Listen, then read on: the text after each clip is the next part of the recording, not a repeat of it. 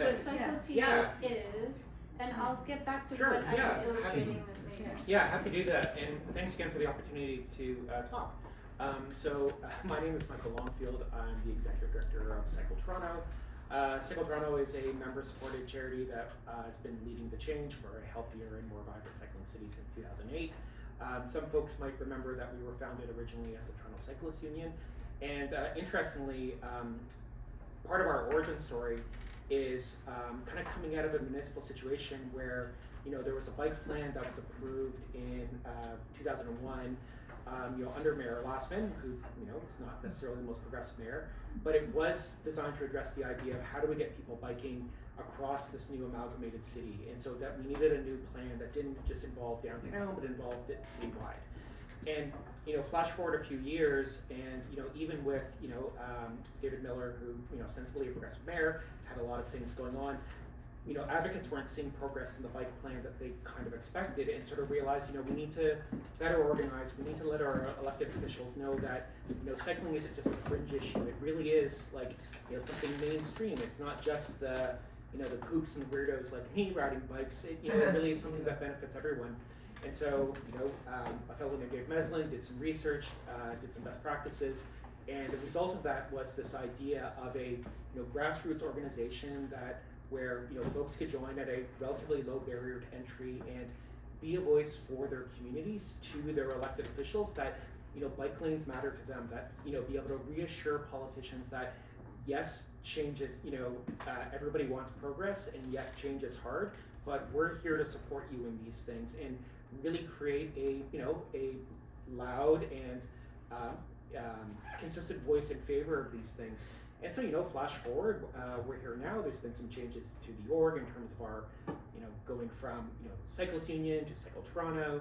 In 2021, we became a charity, which does have some impacts. Like, we've always been very focused in advocacy. Fortunately, there were some changes in CRA that allowed charities to be doing more advocacy work. But of course, the main part of this is that, remaining nonpartisan. And so for the most part, with municipal politics, that's been something we've been able to, I think, bridge fairly well. Like, regardless of who's been mayor, maybe with, even under Mayor Ford, there was still some progress made. There was obviously a lot that was set back, but there were still things that were moved forward. And under Mayor Tory, Toronto had its single biggest expansion of cycling network that it's had to date, and that includes under our current mayor. And so I think it's what's kind of interesting for us is we've been, as an org, very focused on municipal, like very Toronto specific. And if I can be honest, maybe a little bit too downtown focused. As executive director, I probably bear some of the burden of that. We're trying to be better, but obviously what we're seeing with the province and Bill 212, and we talked a little bit more about that, is we've had to kind of adapt and realize we need to be talking provincially, like that it wasn't enough just to raise this issue at a city hall level. Like, yes, it was important that the City of Toronto have a strong statement against Bill 212 and the plan to, rip out existing bike lanes, but that realistically the city only has so many levers to do that, and that we as an organization need to start finding ways to speak politically and raise this issue in a nonpartisan way. I sometimes like thinking about the fact that when you look at other cities around the world that have made real progress in their cycling networks, New York's big boom in bike lanes came under Bloomberg. London's explosion of cycling network came under Boris Johnson. This doesn't have to be like a left-right issue. Bikes are really good for business, actually. There's lots of studies that show that when people are driving down main streets, they're less likely to stop and shop because they're just going to the destination that they've already got in their mind, and often that's a big box mall. But when you're biking and you're able to move at a human speed, something can catch your eye. You can go inside, you can shop and do that. And there's study after study, not just in Toronto, but around the world that sort of consistently shows this. So, the fact that Bill 212 is technically now law, the fact that Bill 212 flat out directs the Minister of Transportation to remove the Bloor University and Young bike lanes, not maybe remove them, not consider removing them. It explicitly requires him to remove them. And faced with the political climate that we're in right now, the fact that bike lanes are arguably dog whistle thing that the government can kind of use to maybe shore up support or cause division.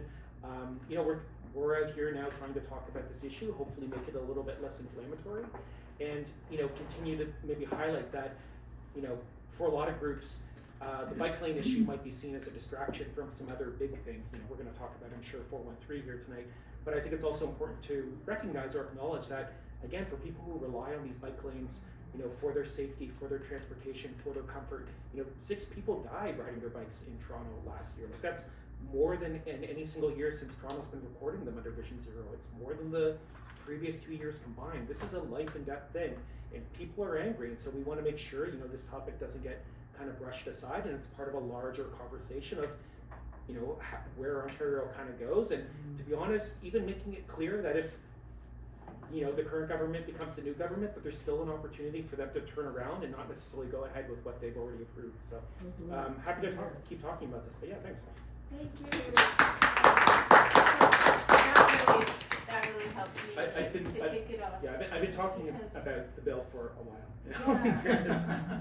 So the purpose of today is to perfect our petitioning, to see what data. I'd love to come away with just productive outtakes. Sure. And what you said prompted my memory. So we're perfecting our petitioning. We were talking about Bill 212 and describing what the bill. I don't need to disrupt you. Yeah.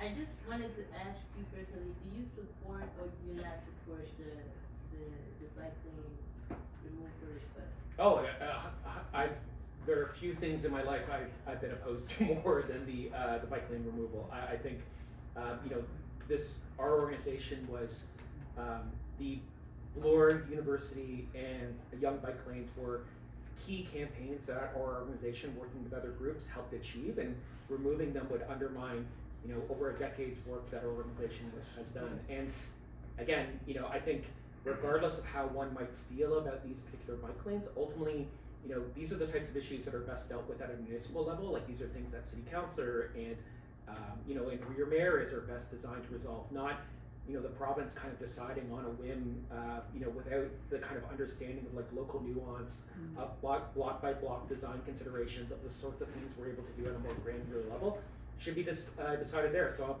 at a municipal level, I'm happy to talk about the validity of bike lanes and whether or not they make sense in people's neighborhoods and whether or not they feel this change is too much too soon. Those are great arguments, but it shouldn't be happening at a provincial level at all. And I think even just getting back to that conversation, I think is really important. Yes, I have a question over here too. I've thought about this a lot. As a biker, who my last 2 trips out, I don't bike anymore because my first day out, 6 years ago, I got hit by a car. Second day, the next year, I got hit by a car. Sure. The same place, Hoskin Avenue, at Hard House, where they're going westbound to turn south into the Hard House parking lot. They used the bike lane to pass the cars turning left. Drove right into me. Twice. Exactly the same place. Yeah. So, I get that.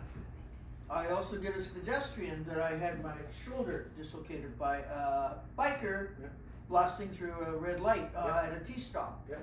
And as a driver, I've hit 2 bikes who decided that the stop signs didn't apply to them, and that was a blind corner. I stopped, looked all the way. I drove right into my side, got out, and grabbed me and started to, this little Italian lady saw the whole thing happen. She came over and she started whacking him with the broom, or I don't know what he would have done to me. So I don't think of this as a contentious proposition. There's a lot of people who drive bicycles that don't have driver's license. That's true, yeah. I think that driving a bike should require at least the written part of the Highway Traffic Act. Because there's a lot of people, they just don't know the rules. So those are the people that I hit, and nearly hit about 6 other people for the same reason. Because they don't play by the rules. And I think it would be really useful for bikers, like myself and yourself, to promote this, because a lot of people hate bikes because a lot of them are scofflaws, like a lot of cars. And I know that when a biker, people say, well, when a biker breaks the law, nothing happens. Well, I had a dislocated shoulder. Sure, yeah. So the idea that we can raise the standards all around of awareness, and that a person who doesn't know the rules of the road shouldn't be on it. I think there's, and I'm happy to sort of offline a little bit Can more I do with a this. regulation piece? Oh, yeah. it's that we can perfect the design of it and the parameters of how it is to be a cyclist and a driver and how you engage each other and what happens.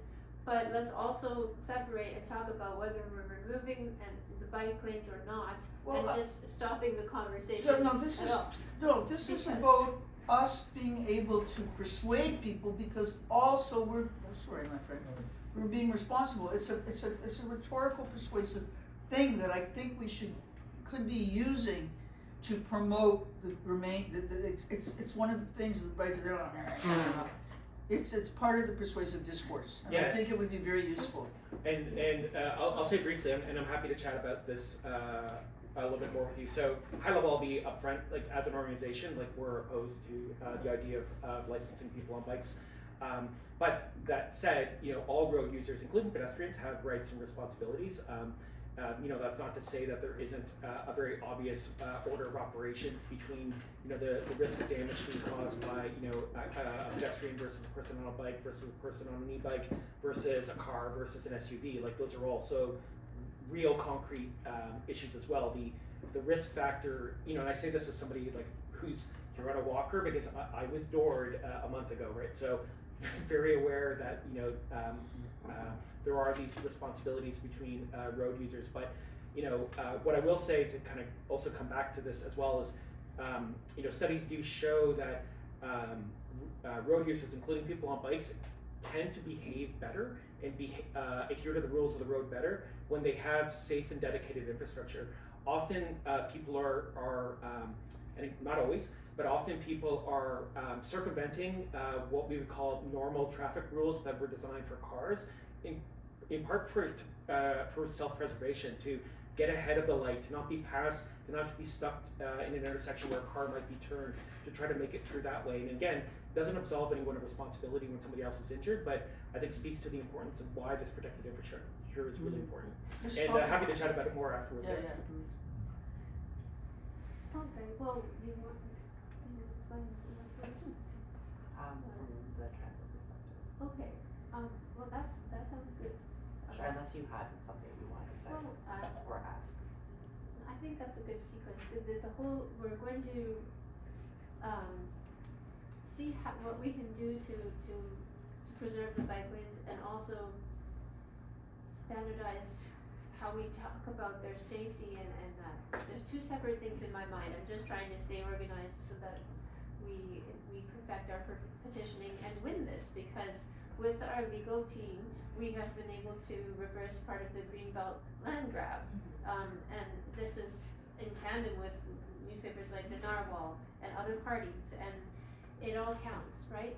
And so can the similar model of action work for Bill 212? And we'll talk about the legal part, but we'll jump to this side of the table with Chloe, because Chloe comes from TTC Riders, and the complete transportation picture here is important. So, yes, my name is Chloe. I do work with TTC Riders. I'm also the nominated candidate for Toronto St. Paul's. So, TTC Riders is a grassroots nonprofit advocacy group. We even think of us essentially as a transit rider union. We've been doing work for almost 15 years now here in the city. And we try to do two things with our advocacy work.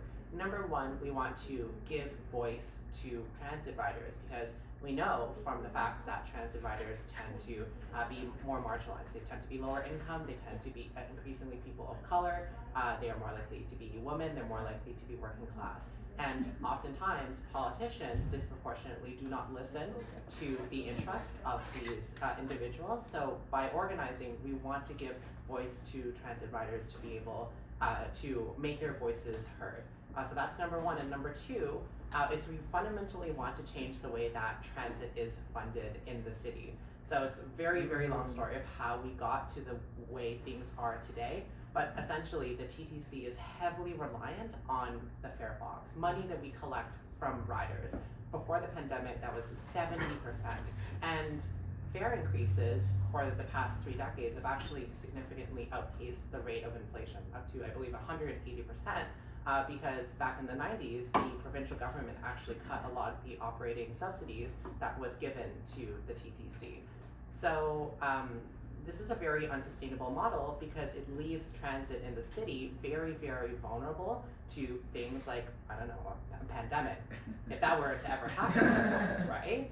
So by investing into transit, by investing into transit services, we can really change the transportation paradigm in the city and get people moving again. You know, Doug Ford talks about getting rid of congestion, getting cars moving, getting people to where they need to go, but cars is not the answer to that.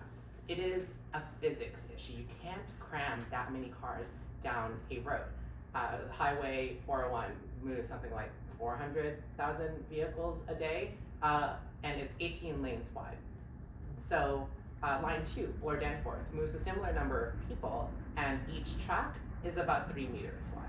So it's so much more efficient to be transporting people by public transit. A high-capacity metro line can move over 25,000 people per direction per hour at peak hours, and that's just something that's impossible with roads. So I think this is something that we need to really be framing as an issue of, if we want to get the city moving again, then we need to be investing in public transit because it is a public good.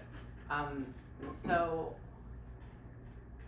you know, the Toronto already does pretty well compared to its peers on transit. You know, Line 1 is the busiest subway service on the continent, and we get a lot of people moving by bus as well, but there's lots of things that we could be doing better, right? We need to be getting bus lanes on these streets to get transit riders out of congestion. And you know, I'm very worried that the next target that Doug Ford is going to do is going to be those red bus lanes, because he's targeting bike lanes, and who knows what's next, right?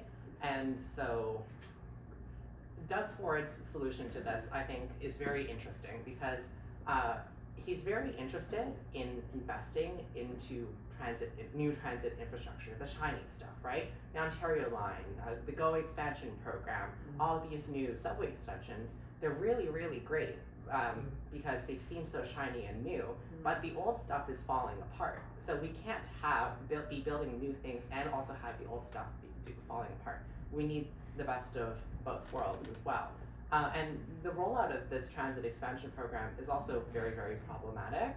You know, Metrolinx as an organization is extremely, extremely bloated and extremely inefficient. They have 7,000 staff on their roster, and most of them are in managerial roles, and because of that, we end up exporting a lot of our work to consultants and private firms and the private sector, which drives up costs. We are building some of the most expensive transportation infrastructure in the entire world. Other countries are spending 5, 6, 7 times less on this infrastructure, and it's completely unsustainable. If we want to be shifting people away from cars and into public transit, then we can't be wasting money on these projects. Every dollar that is spent, you know, wasted on budget overruns is money that we can't spend on more transit projects that would, you know, reduce congestion, reduce climate emissions, and increase ridership. So, you know, I think there's a lot to be said about Doug Ford's transportation plans and what he's done so far, but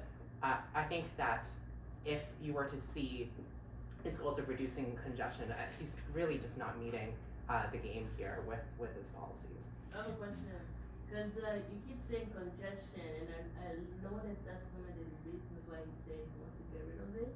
What is congestion? What do you mean when you say that? So, traffic congestion. Roads work best when cars are free-flowing, but once they hit a certain level of capacity, cars slow down. So if you imagine a road and a chicken crosses it, then the first car slows down, and then there's a slight delay between the second car slowing down, and it compounds, because cars are just not very good at moving about in a space, and they take up a lot of space to move. You end up with congestion. Now, a great solution to this is if we, you know, linked all the cars together, and then, you know, maybe we only got one driver to drive this long chain of cars. I think we should call it a bus. Yeah. And when you say like you're a grassroots company, what is that? So we're a grassroots organization. We are membership based, so we have members who contribute to TTC riders. Why is it called grassroots? What is it? It means we come from the community. We don't work for any special interests. All we do is we do work for the community. So it's not a grass because it's green. No. But it is green. Yeah, I use my van a lot Mhm. because I have a walker in the back of it sometimes, but also what I like to do is to just go up, drive to where there's a TTC, Mhm. the streetcar, and then go to the subway. Then I get to the subway and I'm disabled and the elevators aren't working, the escalators aren't working. There's a whole population of people, and older people particularly, because as we get older, we have trouble with stuff sometimes. And Ford has just abandoned us completely and cut the hours and the rides you can get now from Wheel-Trans. It's absolutely egregious, and I think more people need to be talking about this issue. There is, so the piece of overarching legislation that, yes, the Accessibility for Ontarians with Disabilities Act mandates that all public spaces, including public transportation, must be fully accessible by 2025. It is 2025 now, and if you go to quite a few of the subway stations across the city, they are not accessible. Yeah, some of them don't 17. even have Yes. elevators. 17 on the Bloor-Danforth line And some of are these, not accessible. and some of these elevators, 17. elevator retrofits will not be complete for another 3 to 4 years. So it's a massive failure, partly because the TTC doesn't have enough capital dollars to be completing all these elevator retrofits at once. And part of that is because of a lack of funding from higher orders of government, the provincial government and the federal government.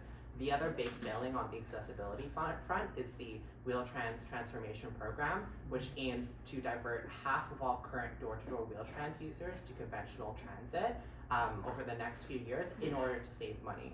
You know, they think that paratransit services is too expensive to deliver, so if they judge people, so they want to judge half of all current riders as not being disabled enough to deserve door-to-door Wheel-Trans service, and then shift them to conventional transit. Which doesn't work for us because doesn't. the conventional system doesn't have elevators, the escalators are turned off. Mm-hmm. I just stopped using it because I would get to my destination and I couldn't get out of the subway, the tunnel level, and I'd go to another station and have to take a taxi to where I was going. Yeah, so it's a massive, massive shortcoming. It's something that, you know, desperately needs to be fixed, and I don't think it's being talked enough about. And the biggest problem is when you look at their budget, they're not asking for enough money. Can I see somebody ask for $1,000 in the budget, and I was like, what are they gonna do with $1,000? Nothing.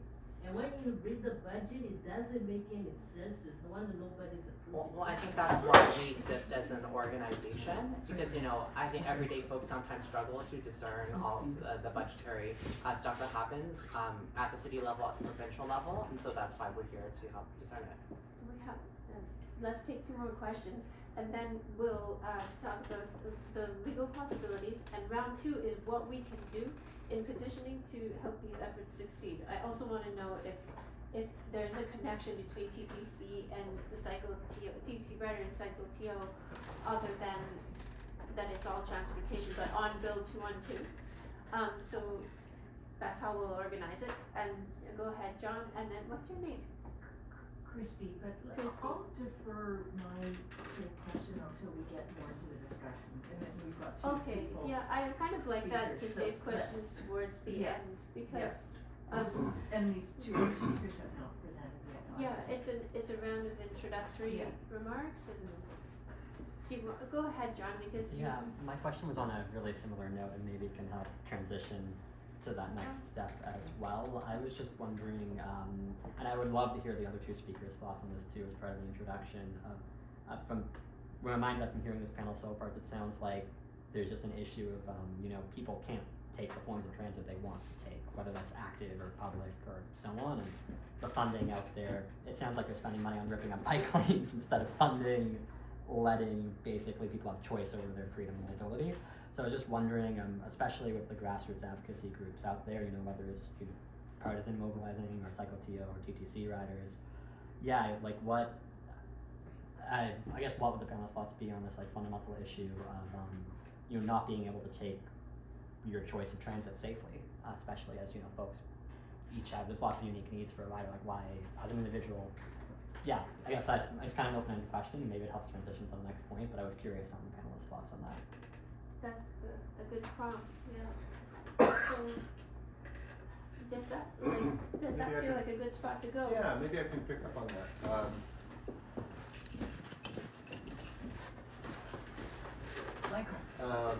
So, Bill 212 and the demolition of the bike lanes raise a number of different I don't want to get too legal on you, and I also haven't studied the legislation in detail to give a proper opinion on it, and we could hear more about that from your brief. But there are at least three issues involved, I think. One is a question of rights and charter rights. Unfortunately, our case law on the charter doesn't. We have a right to freedom of mobility. We have mobility rights in our charter, but they don't apply to transit. So we're not there yet on mobility rights. But there are several other charter rights that are in play, including the right to life, liberty, and security of the person.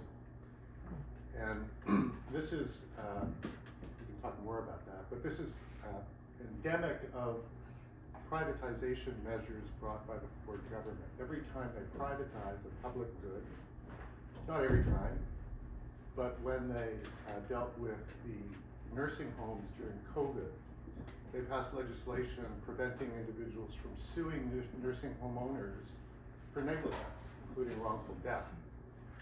And now you have to show gross negligence in order to succeed. And a similar move is going on with Bill 212. Any injuries that occur where there used to be a bike lane, and where, had there been a bike lane, there would not have been an injury. The legislation, as I understand it, correct me if I'm wrong. You're right. You're heading in the right direction, yeah. Prevents you from suing whoever caused you injury in negligence, or in a tort, as we like to call torts in law. And I assume the standard is probably similar, gross negligence, before you can get compensation. And so the government is immunizing the consequences to our physical security of the person. It's immunizing it from legal attack every time it privatizes and takes away public supports, whether it's bike lanes or nursing homes or whatever's coming down the pike. And there are also equality concerns, I imagine, about mobility and disability as well. The second concern that has been bubbling under the surface is a democratic one. And unfortunately, there's not a lot of legal handles to attack it. But what the Ford government is doing is driving outside of its lane. And this is a municipal matter, right? And we heard at least 15 years of politics producing bike plans that are incredibly complicated politically. You have to balance transit users, car users, bike users, pedestrians. Everybody has a story, right? And that's an intense long-term political achievement to see these developments in bike lanes that's done through the municipality, through Toronto. And that's the jurisdiction in which this kind of politics should occur, right? It's grassroots, it's local. Residents can speak easily to their representatives. Representatives can translate their interests into plans, etc., and they can be revised. Had Ford not intervened, I wouldn't be surprised if there were ongoing conversations in the city about the wisdom of the university bike lane, for example. A lot of people think that's a major artery downtown and, have different views about them. And so he's really outside of his lane, just as he is with the tariffs and Trump. This is a matter of the federal government's jurisdiction, not Ontario, not Alberta's, not Daniel Smith's, right? They have no legislative or executive authority, really. Parliament has the authority to deal with international trade and commerce, and he doesn't need Ford, and he doesn't need whoever's running the government right now. They don't need provincial premiers. It may be a good thing to get them involved, but there's a lot of jurisdictional crossing going on now between provincial authority and federal authority and municipal authority. And the Ford government is treating cities now as delivery mechanisms for provincial policies. And maybe with some guidelines, but they're telling cities now do what we want you to do, even though it's not formally within our jurisdiction. So that's another concern, and a third concern, and this implicates the city too, and not such a good light. And I'd be curious to hear. I'm sure you've seen this and encountered this. But a lot of the reasons why there's congestion is because we have parking. We still don't understand what congestion is. Traffic, car traffic. Traffic, that's what It it means means. bumper Yeah. to bumper when nobody can move, when you see. Traffic jam. Traffic jams, Oh. traffic Traffic not moving. jam. Traffic, congestion. Now we have parking on major streets, which reduces a lot of those streets to one lane as opposed to two lanes. Look at Bloomberg now. And so you add a bike lane to that, and you don't get rid of parking, and you're going to get more congestion. And the city doesn't want to give up parking because it's valuable financially, and their tax base is very low. And so it's a complex question of design, right? And so for a foreign provincial government to all of a sudden disrupt that democratic process that you spent 15 years working on, it's like a stink bomb being dropped on a democracy. It's just there's no legal recourse there because cities are a creation of the province, and the province can do whatever they want with cities. But there's a tradition, and there's constitutional conventions that you respect the autonomy of cities, especially big metropolitan areas. It's like Washington telling New York where to put its bus lanes. I mean, it just makes no sense. So the law is kind of a little perplexed because no one's following the rules here. Everybody's talking about everyone else's jurisdiction all the time about So everything anymore. And Tim, our transportation critic, and I'm not sure everyone still is in the shadow cabinet like that, but he's working on charter cities right now and attending meetings about it and launching a motion. So a charter city would be to somehow quasi-constitutionally entrench the municipality as a constitutional unit of government as opposed to a legislative creation of the province. So we would have 3 levels of government in the Constitution. So it's like we're having policy lurch mid-term. Usually policy lurch, which means just abandoning a program, happens when the government changes. And my family was going to be employed in the capacity of Green Fund Ontario, and that just got abandoned, and now this is getting abandoned. Right. It really feels chaotic and lawless. I mean, the politics is out of kilter. If you don't like bike lanes, Yeah. don't vote green. For the city, don't vote for city councilors who are in favor of bike lanes. But it's not a provincial matter, so Right. no one knows who to hold account for adjustments or mistakes or revisions, so there's also a question of democratic accountability here. So there's the law and there's people power, and I guess we're here to activate both. Let's talk about the law, how your challenge is going at Cycle TO, and then how it might compare to ones done by Patrick, and see what else we can say. Well, but before, I was gonna say, Let's if give we Sheena get the a chance chance. first. Actually, go please, sorry. Okay, thank you. Yeah. So I want to say 3 things. And I'm going to be a bit of a devil's advocate here. First thing, I ran for Ward 15, the recent election, knocked on a lot of doors, and people said traffic, and then I waited to see whether or not their solution was getting rid of bike lanes or speed bumps, because it was going to be one of the 2. But when we have to look at this, particularly we need a vision, which we don't have, and we have to look at it as a system. So when we look at our roads right now, The TTC is just now, I think, getting back to pre-pandemic levels. It's been struggling. We're still struggling quite a Still bit. struggling quite a bit. So all those riders are on the road. Yes, the bike lanes are taking some people off the road, reducing space. Cars are 20% bigger in the last 10 years, so we fit less cars onto the road.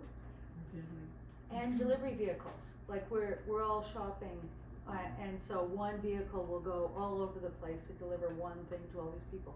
And so we need a system, but and then we have people who can't really get around without a vehicle, because it's hard.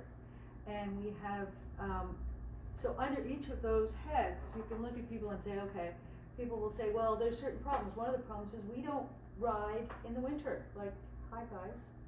I mean, I fell twice. I don't ride much in the winter. I wait for the snow to be removed from the Davenport bike lanes. And sometimes I can't ride. I have stuff that I need to take. So we have to look at that. How do we convert it? If we really want cycling to be a method of transportation, it has to work in the wintertime. And we're not really addressing that right now. And so we need someone who has a vision, who just doesn't say bad bike lanes, cars good, but who actually says this is how many people we have to move, and this is the capacity, and this is how we can make it better so you will get to where you want to go faster, which we have not been saying. We have not been integrating it. The second thing I'd like to say is, this is terribly nerdy, but as an architect and designer, I've never worked for the TTC. I've heard many, many stories about the TTC.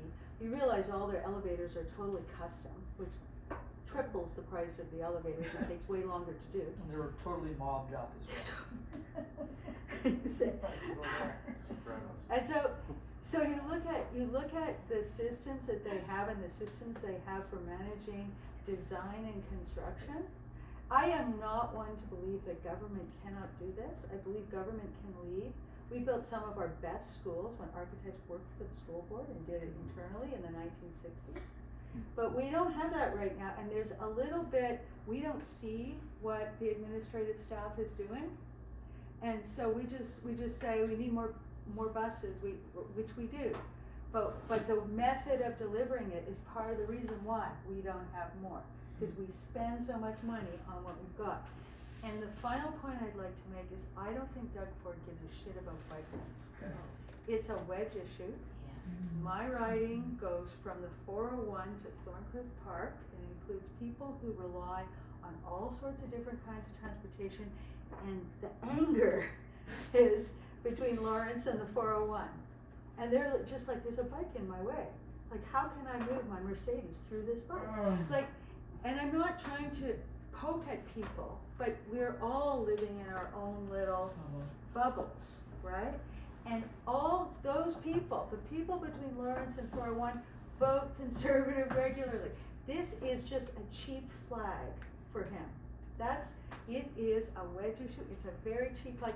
He put bike lanes, and we're all jumping on bike lanes. Meanwhile, he's putting the 413 through, which is opening all of that land for subdivisions, right? And we're not talking about the 413. We're talking about bike lanes, and it is something he can do that's really cheap. And I think we should be careful to try to come up with systems that will work on all levels. The other problem with bike lanes, by the way, is they're differently designed on every street, so you're never really sure where people will turn and what they will do, right? So we have a bunch of things that we have to fix in order to be stronger, but I do think we should focus on the big picture. You know, it's interesting, when we were canvassing earlier this afternoon, our petition was on Bill 212. And are we gonna raise bike lanes, or are we gonna raise Highway 413? We started with bike lanes, and when we said, well, we're from the Green Party, people stopped, because people trust the Green Party, like to talk to the Green Party, and like some of the other parties. But when we brought up bike lanes, people get, well, not so sure, you know. But when we bring up Highway 413, signatures.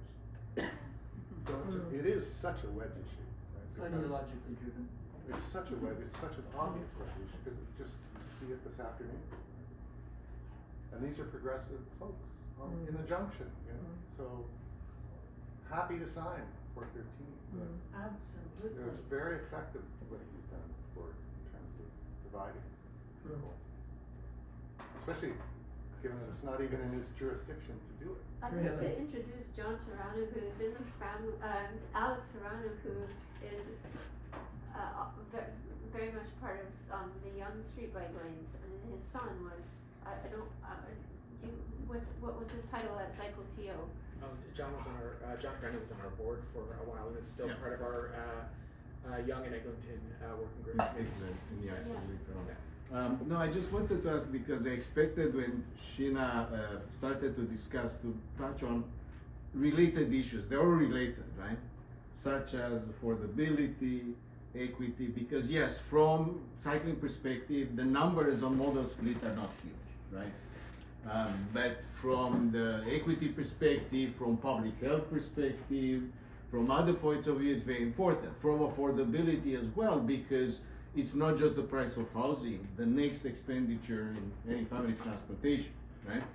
$8,000 per year per car, right? That it's quite a good amount, probably first after housing. Then I don't know. Maybe I was thinking maybe Sheena, I can mention a little bit, or maybe Patrick a little bit about those, because at the end the whole thing it's related, right? And maybe at the end those issues could become, yeah.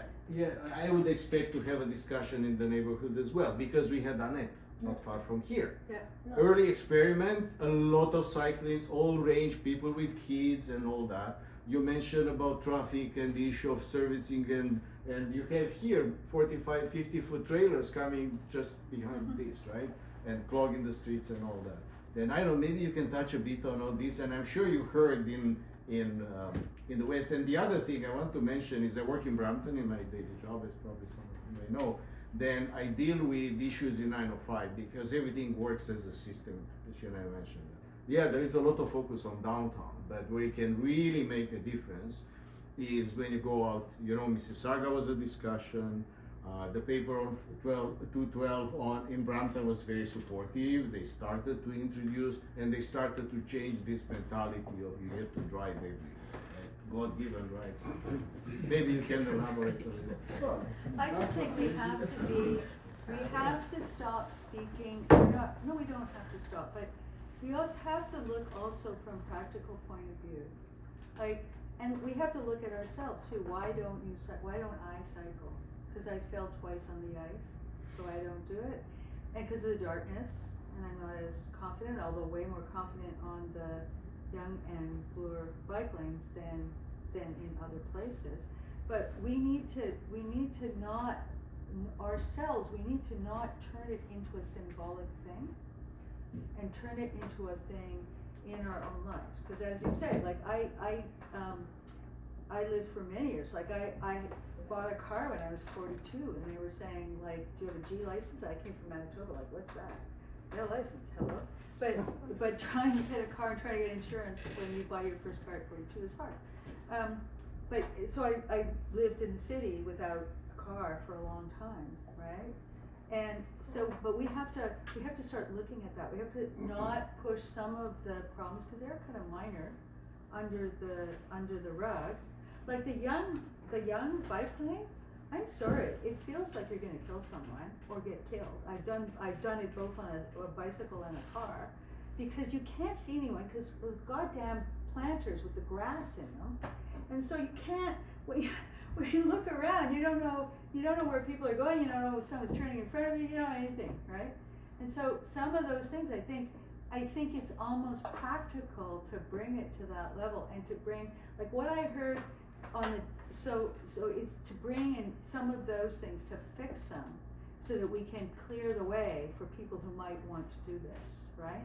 And on the TTC, one of the biggest things that I heard was, it's filthy. Oh, I it's don't awful. feel comfortable because it's filthy. I was very pleased, the announcement they made yesterday that said, we're gonna clean it. Okay, and this is very particular to me, okay? The Yorkville subway station, we have subway stations on the system that were designed by famous architects from all over the world. And the Yorkdale subway station was designed by Arthur Erickson. It had a work of art. When the train comes in, the neon comes like this, and then it goes like that. They have decimated it. Like they want to put in a new electrical line, they just cut through the terrazzo. They got terrazzo that's supposed to last like 100 years. Anyway, I'll stop. That's my own little personal rant. But I am saying, we build beautiful things, and then we destroy them. Chloe T. Well, just like the construction, right? We have a responsibility. I think, on some of the points that you make, I think to really back to the Highway 413 thing, I don't think we should be litigating small details because there are bigger issues at play. The reason why cycling doesn't have a high modal uptake in Toronto is because the network isn't complete yet. If I build you a road and it goes from nowhere to nowhere, no one's going to ride on it, no one's going to drive on it. It's the same with the cycling infrastructure. So, I think having a quick rollout of cycling and transportation infrastructure, getting that has higher a order. vision. A vision. That connects together. A master plan for a better public transit network and a better cycling network. We need to put it in today. We don't have time to be litigating these things. We have an affordability crisis, as we mentioned. We have a housing crisis. We have a climate crisis that needs action today. So, if we take a look at other cities around the world, like Paris or Montreal, they're making massive leaps forward in their transportation networks, their cycling networks, and their public transit networks is because they're taking huge steps today. They're being ambitious, and they're doing things right. We don't have time to be litigating over these small things. I disagree. I don't think it's a zero-sum game whether you litigate or you do politics. I think you can do both at the same time if it's strategically and tactically smart. And for example, this lawsuit, I don't think is a waste of time, and I don't think it's about little issues. It's about big issues. And yes, they're all connected. But I think the key thing to see is what Ford has done to the progressive agenda over the last, which is all connected. Housing, affordability, transit, roads, infrastructure, etc. Public services.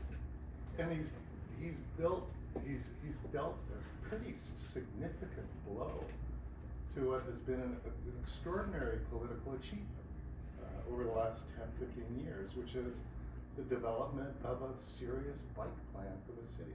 Right? And So the development of what? a serious bike plan for the city.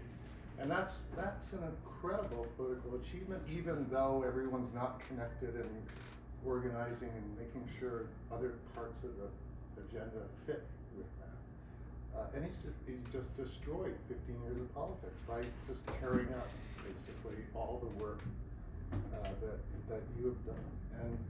And with a wedge issue, right? But he's pulled out one wedge issue from this bigger bundle of the progressive agenda and derailed pretty much the entire agenda, because now we're talking about bike lanes, right? I mean, we already won that battle in a way. And it's not set in stone, it's gonna be a provisional, you're gonna make changes, maybe we'll move the bike lane here, maybe that, but that's a delicate political process that has been just And they'll probably come back. They came back in Japan after they were removed.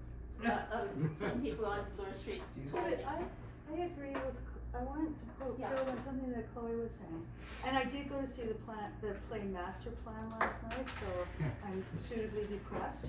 But it essentially is why Toronto can't do anything, right? And it happens over and over and over again. So why does Montreal pass us on bike lanes? Why does Montreal pass us on laneway housing? Like over and over and over again, because we take this little incremental, like we don't have a critical mass. We take an incremental approach. It's not our fault. I disagree. It's I not our fault. don't It's the care how many provincial comments. What I'm saying is, we need to achieve something, right? And we don't. And we did.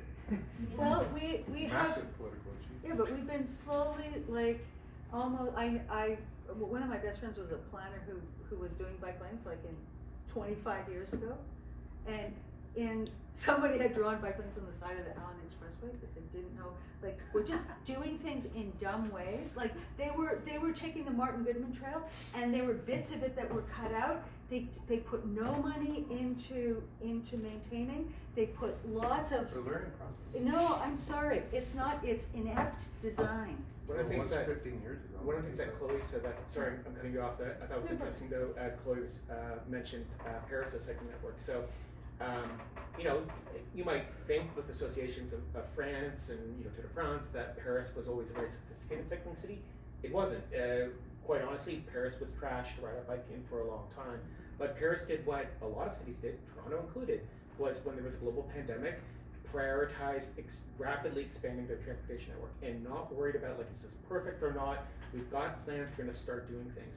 And, you know, Toronto's rollout of bike lanes during the first year of the pandemic was about on par with what other major cities did. We were a little bit slower to get started on it, but once Toronto did it, the, you know, 40-ish kilometers, give or take, with what was removed, matches what other major cities did. The difference with Paris in particular was they kept up that cadence. So they just kept going, okay, so every year we're going to keep building at this level, and very rapidly built a network that had connections. And as part of that, what they were counting, and this is, I think, really fascinating too, that maybe Toronto advocates have kind of missed over the years, is Paris was prioritizing not the number of kilometers, but the number of connections. Was this new bike lane, how many new connections does this open up in the network? How many new trips does this unlock? People that are here that can't get to here, this bike lane, maybe it's short, but now unlocks 5 new trips that weren't possible before. And I think part of the reason, you know, a lot of the focus of the Premier on Yonge Street and Bloor Street, especially the western end of Bloor Street, which also happens to be in his backyard. So maybe it is a little bit more personal than just the wedge issue. I don't know, but it is that, you know, those sections compared to the downtown network don't have a lot of connections. Like, you take Bloor and you keep going west and you cross the Humber. You have Royal York, which is a painted bike lane, which, you know, isn't comfortable for all ages and abilities. To your point about snow clearing, painted bike lanes don't clear snow very well, because even when you clear them once, with the parking moving in and out or cars traveling in, all the slush and everything ends up back in the bike lane compared to a protected cycle track, and that when you clear it, it stays clear as long as after the vehicle goes through. But then we don't have those connections. Bloor and Etobicoke doesn't have connections yet. Yonge doesn't have connections yet. It's tantalizingly close to Eglinton once Eglinton's done, which will open up a lot, and I think it makes it vulnerable to the perception of that nobody's using them. Part of the reason why the volumes are lower, if they're not zero, they're still worthwhile, is because they don't have those connections yet. And, you know, this distraction of Bill 212, which, again, it's very bad faith that 413 and the bike lane bills were bundled together this way. Like, I think, like, that, to begin with, was clearly designed to frustrate and anger and frankly pit people against each other that were otherwise might be sympathetic on things. We're trying to decide what's more important than each other. It's okay for them both to be really important. And as Cycle Toronto, obviously, it's my job to focus on the bike lane side.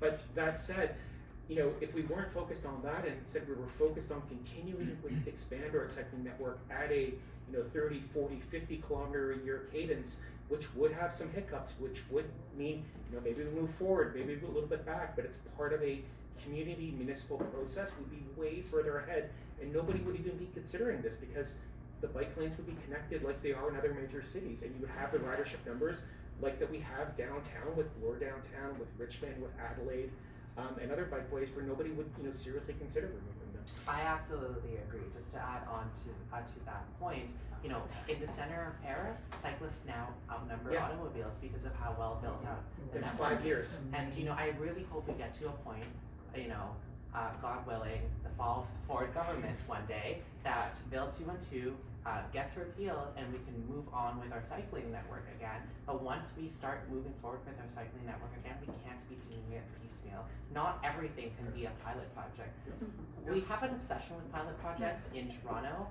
We pilot projected new garbage bins because, you know, why not, right? Everything needs a pilot project. But we need to be making huge leaps and strides forward with our transportation network at a pace that is deserving of the crisis that we are in. And on your point on network effects, this is also true of, you know, wider transportation systems. on the point of Highway 413, it makes a loop around the outer edge, the western edge of the GTHA as a bypass. We've already tried this many times. The 401 was originally a bypass, the 407 was a bypass of the bypass, and now the 413 is going to be a bypass of the bypass of the bypass. And we keep doing this over and over again because it doesn't work. Road infrastructure ends up getting clogged with traffic every single time. So we need to be, reimagining our public transportation network in the way that people are traveling today, in a more radial network. For example, GO is very, very centered on Union Station. It's very centered on downtown, but a lot of the trips that are being made in today's region are from suburb to suburb. So we need to start thinking about radial routes that people can take away from downtown as well. But that's going to require a lot of investment because the infrastructure just isn't there at the moment. Lots of really great cities around the world have wonderful loop rail lines like Moscow or Tokyo or Berlin, and they move tons and tons of people because you build off of those network effects. Those pieces of infrastructure, those radial lines, aren't the first thing you build, but it is something that we should start to focus on because we're trying to flush out our transportation system. It's all about those network effects. You can't say we don't have the infrastructure. We have the infrastructure. We just what is the rail line that goes from Markham to Vaughan? I'm very curious. There is not one. So the infrastructure isn't there. We do need to build that. You had a question. Yeah, I just want to say that one point that hasn't been raised is air quality. And I've done a lot of research around the transportation changes that have been taking place in Paris, and a big motivating factor was the levels of nitrogen dioxide. And there are wonderful quantitative colored graphs that show the levels of major pollutants, nanoparticles, PM10, and nitrogen dioxide over the last 15 years in relation to the introduction to the improvement in alternatives to cars as transportation.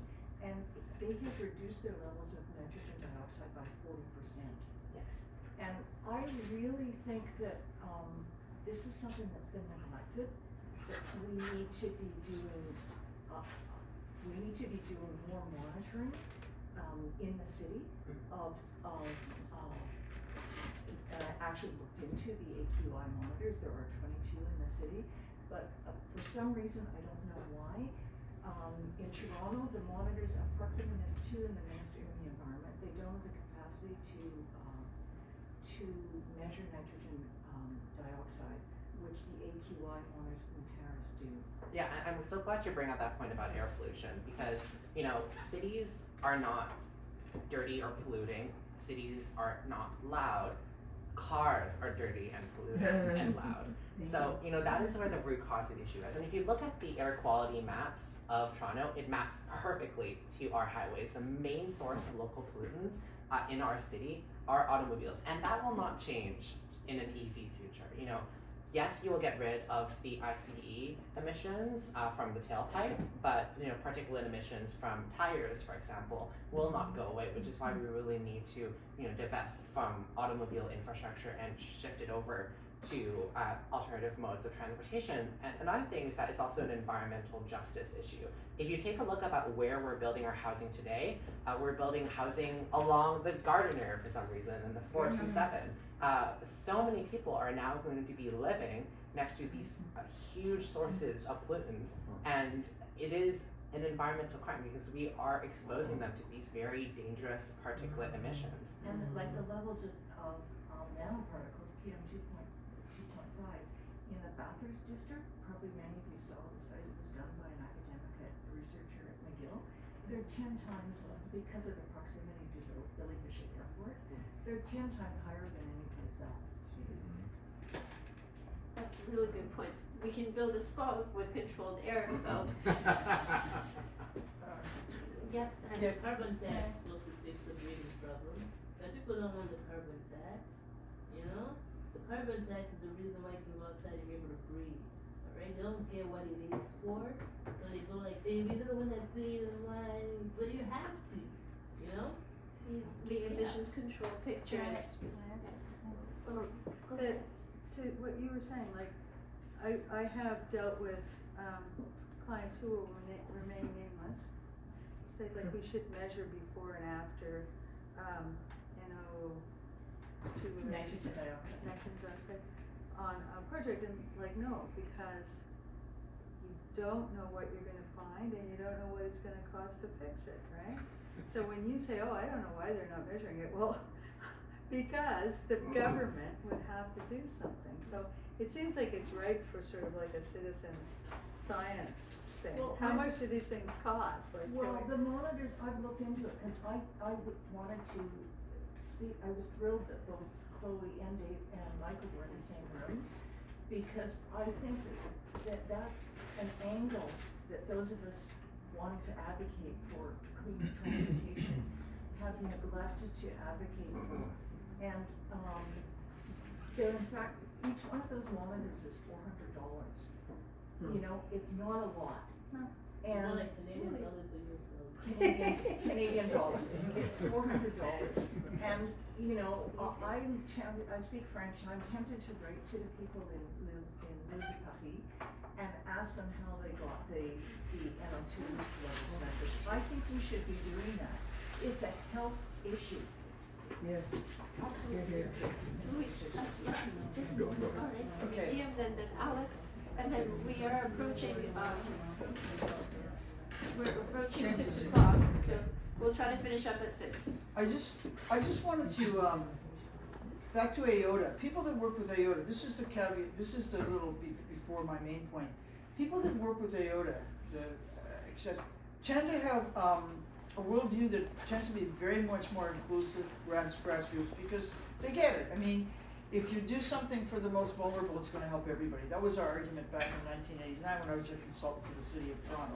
We're all one accident away from being a person with a disability. Now, how this works is I'm thinking, Patrick, you're like this, that any government that's has contracts for builders and that, they have to have an AOTA consultant involved in the process, such that when the corporations get things, they go way ahead. They get it, they buy into it, and they really do it. And maybe they could be teaching the city and the province and things like that something. The idea of mandatory AOTA. And I think about it because when they built Centennial College's newest building, Alice Dawn built it, and what happened was within a month of opening it, they had to do $16 million in retrofits because they didn't have any consultants on at the beginning. This is what our subways are about. This is everything. There's an arrogance or something. I'll call it white supremacy. And it has to do with how things are done. Is that people have this tendency to think they know the answers without consulting people. And we have to change that mentality. And maybe just a little something that the city, any government who wants to contract for services, that company has to have an AOTA consultant. That would be really educational, would add really andragogical implications that I think would be very positive for everybody. But what is AOTA? What is that? Accessibility. Accessibility for Ontarians with disabilities. Yeah, thank you. Yeah, and basically it's like, it took David, I was working with David Leposki at the time. It took him 10 years to convince the TTC to announce the stations. And you know what their excuse was? It would interfere with people reading their morning paper.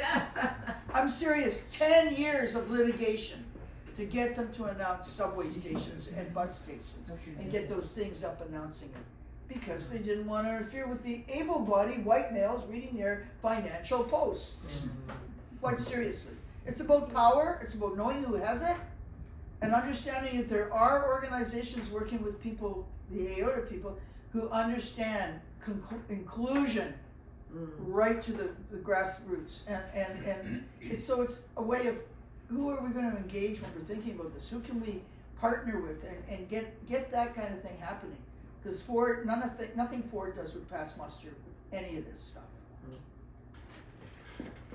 And he can't ride a bicycle. That's why Longtime Green. I'm sure you all know Nick. Yeah, this is a fascinating conversation, and it's great that we're having it. I'm coming from now the political perspective. We're the Green Party of Ontario here, and that's really where I'm coming from. And I'm thinking about policy that can relate to everything that we're talking about. It seems to me, and this is my take from everything I've heard today, was that most of the issues from a Green Party of Ontario perspective have to be in support of municipalities through the topics that we're talking about today. So what is the policy? What is a provincial policy? What can a provincial party do in this incident? And this is something that we need to be talking about because that's our role, right? And it is, we have to understand a whole bunch of things. Stakeholder, great policy only comes about when all stakeholders are consulted and are happy. And this happens to have a lot of stakeholders. And so we have to somehow bring all of that into one room, into one silo, rather than all these bunch of different silos, where we all can agree on how to move forward. It's not going to be easy because, Patrick, you brought up parking, for example, in Toronto. Toronto is addicted to the parking revenue right now. There is absolutely, Olivia Chow cannot do much without that revenue. If she didn't have it, we're talking about, we have a 6% increase right now in property taxes, which is really contentious.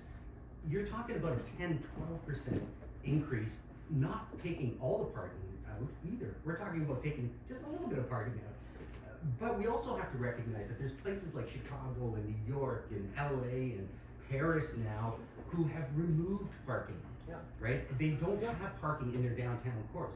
So that is something that we need to look at, Again, is it our responsibility as a Green Party of Ontario to look at this, or should we be supporting municipal policies that would address these sort of issues? To talk on that point, I think that we should be giving municipalities the power to decide their own fate. There's something called the principle of subsidiarity, which is that the lowest level of government is best suited to serve the needs of its citizens. If it is unable to do so, then it should be the responsibility of the next order of government up, and so on and so forth.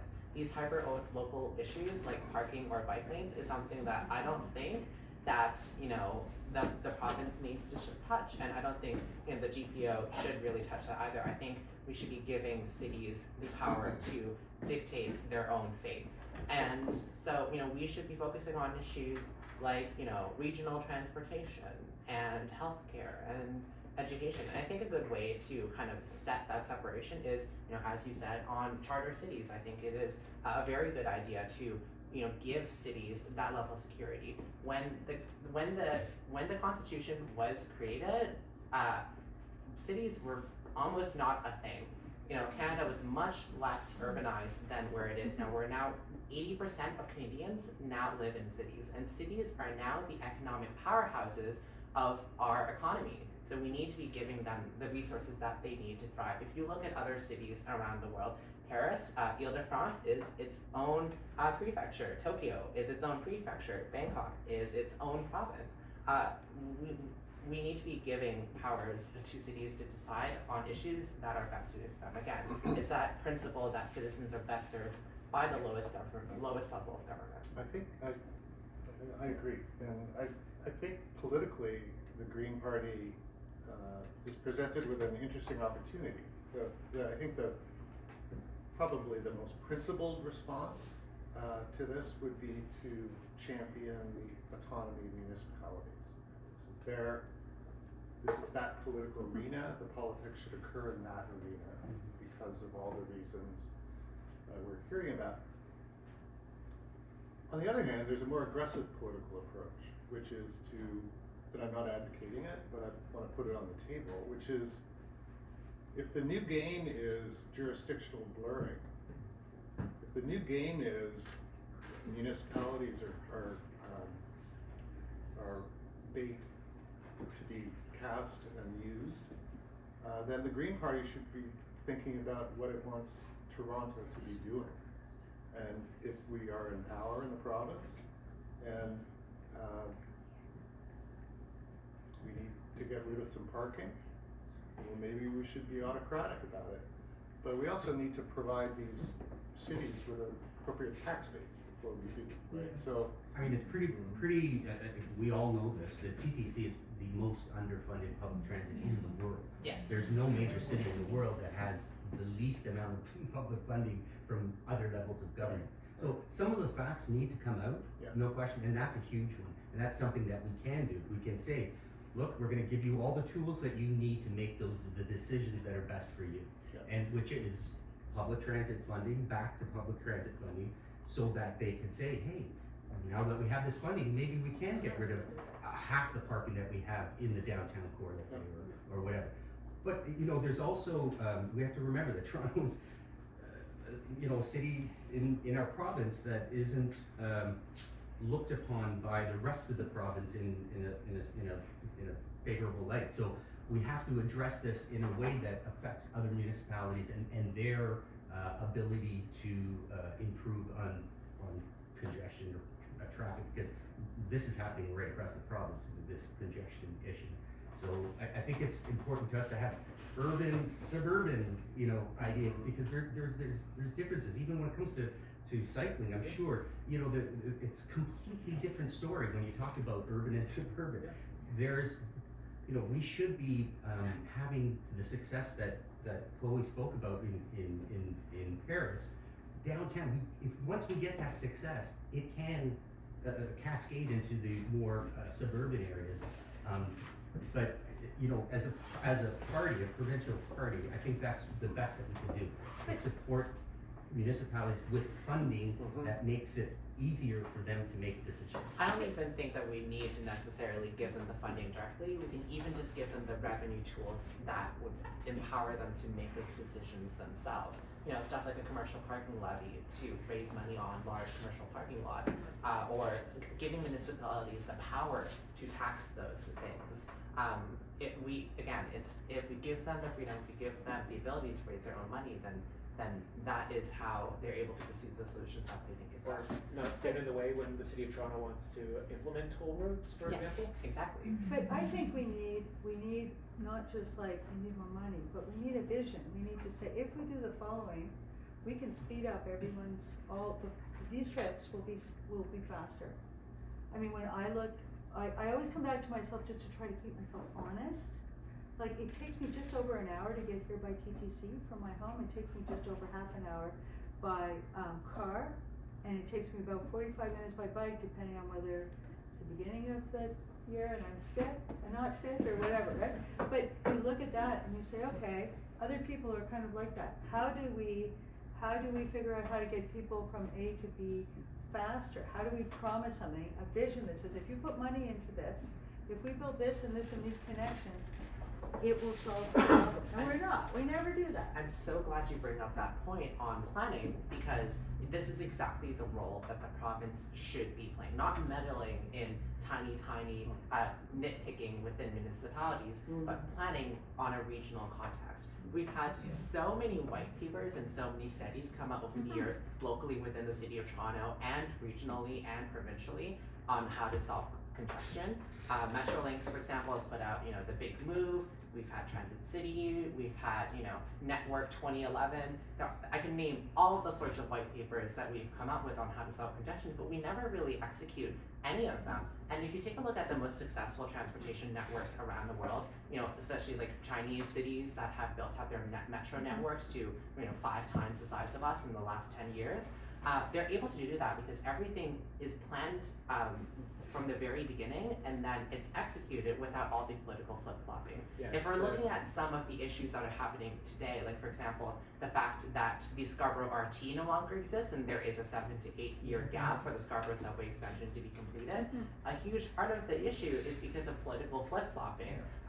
I think, as a party and as a province, we need to be setting ourselves up for success in the long term and thinking beyond just a 4-year political term. One caveat I would add is it's less. I would say it's less flip-flopping and more that because we have the myriad of reasons, as obviously you know even more than I would, Chloe, the timing and construction timelines are so long.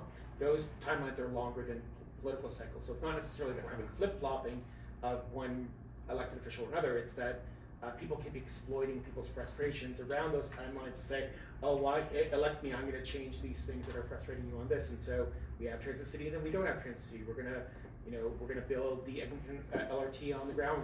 We're going to tunnel it. We're going to, and then all these things kind of keep happening. And while we keep waiting for those changes to actually happen, it can be a really cynical thing for people to exploit while people are feeling really frustrated about very real, tangible things, about not being able to move, it taking too long to do something, not being able to ride a bike. Like even for an organization like Cycle Toronto, we're under no illusion that it's going to be 100% of people riding bike. Even looking at Copenhagen for short trips under 4 or 5 kilometers, which is really the sweet spot for riding bikes, the modal share is around 20-30%.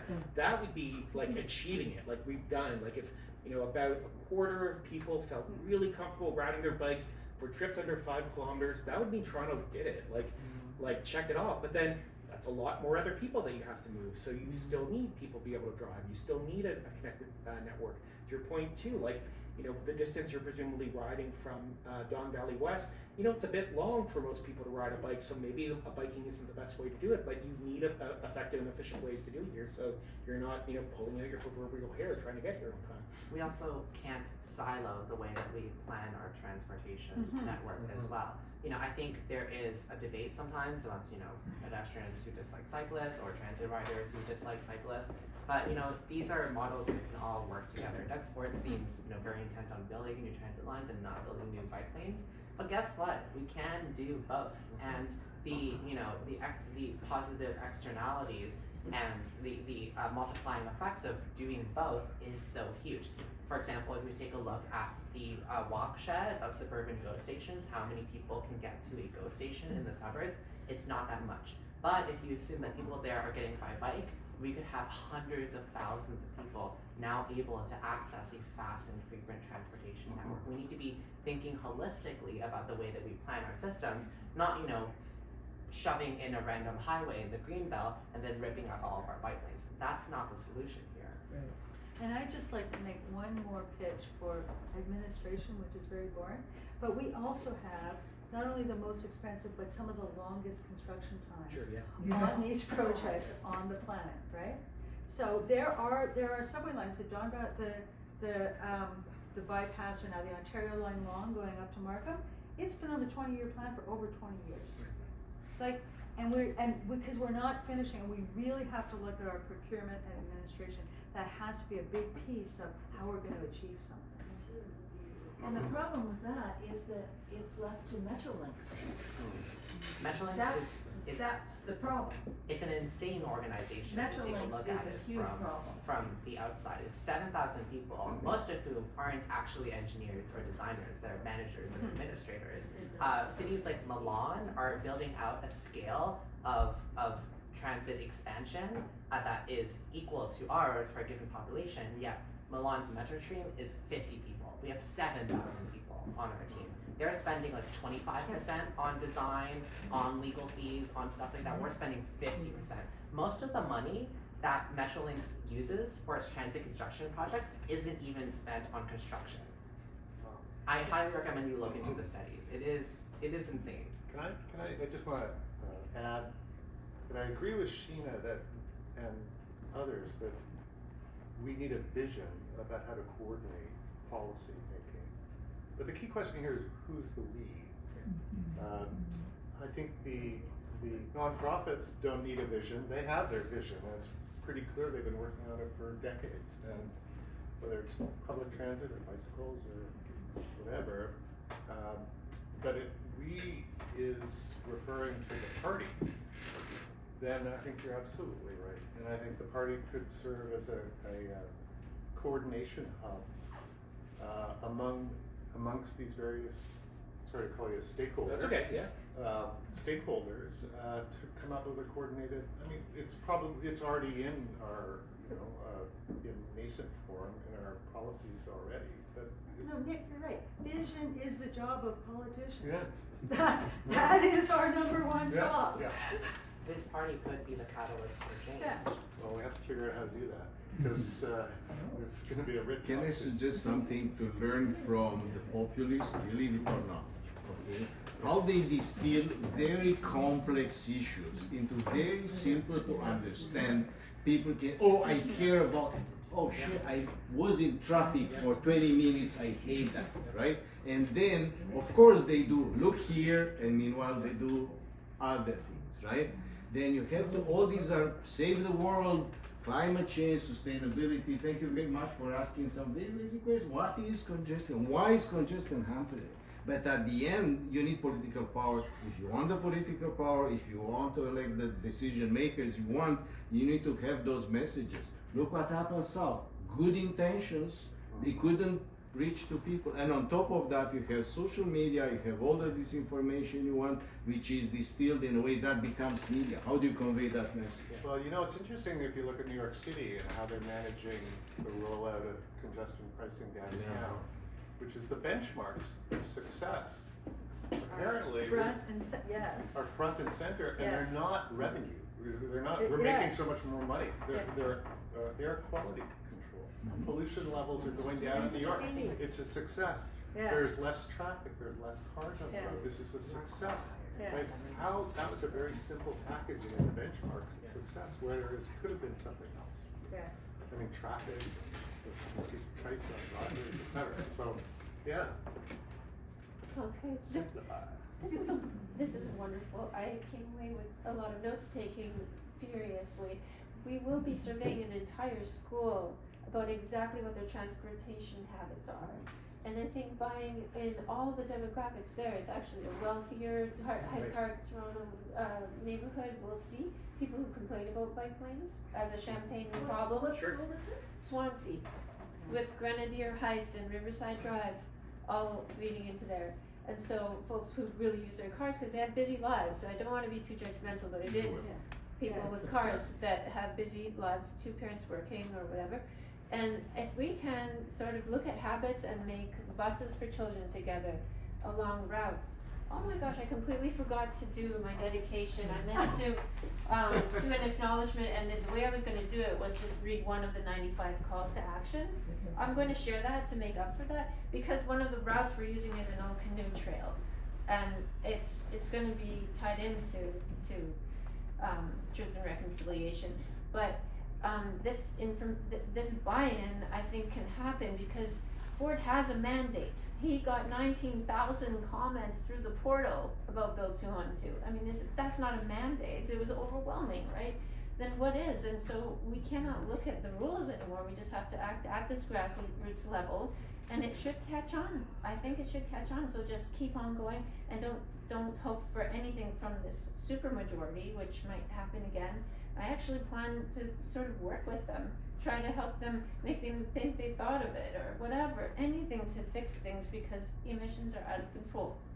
I just want to say quickly again before you do, and then we'll wrap have it up an on announcement our and little talk charity. about future.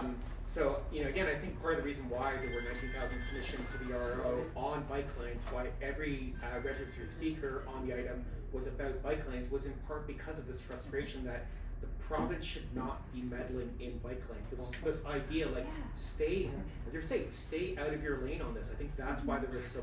Cycle Toronto has nearly 26,000 people who have signed our petition. Like, people don't want the province in this item, and they've decided to insert themselves in it. Again, I still think there's a pathway for this current government to reverse course, and part of that is that we're hoping Cycle Toronto does have a legal challenge going. We are sort of focused on a Section 7 challenge, which is focused in the idea that we believe that What's the problem. challenge called? We have a charter challenge against. So we're working with Eco-Justice and a law firm, Pallier Rowland. It's a Section 7 challenge on the charter with the idea that the province knows, in part because they've chosen to indemnify themselves, that by removing these bike lanes, it's not a question of if, but when people are seriously injured and killed. And so that, to basically say this is a violation of people's charter right for the province to be able to come in, rip these out without any evidence at all, with just saying common sense. And indemnify. Yeah, exactly.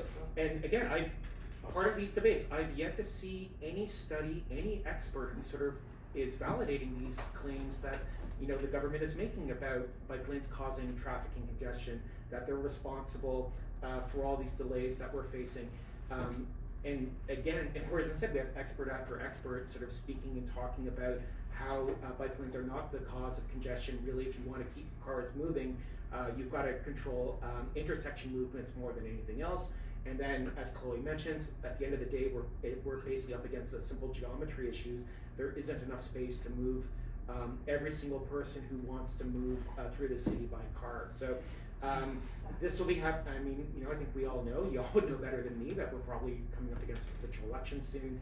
This will be going through the courts at the same time, and Cycle Toronto will still be talking about bike lanes and keeping our streets healthy and safe, and hopefully, again, when you're speaking to folks, even if people aren't in favor of bike lanes, I hope you can at least bring forward the message that, but you agree the province shouldn't be meddling in this. This is something that, at the end of the day, municipalities should be working on, and those are the fights that Cycle Toronto is very willing to do. I'm happy to have conversations with councillors, the mayor's office, community groups, and all that piece. Alex would know this as much as anyone else, but yeah, that's just my last words on the Cycle Toronto piece.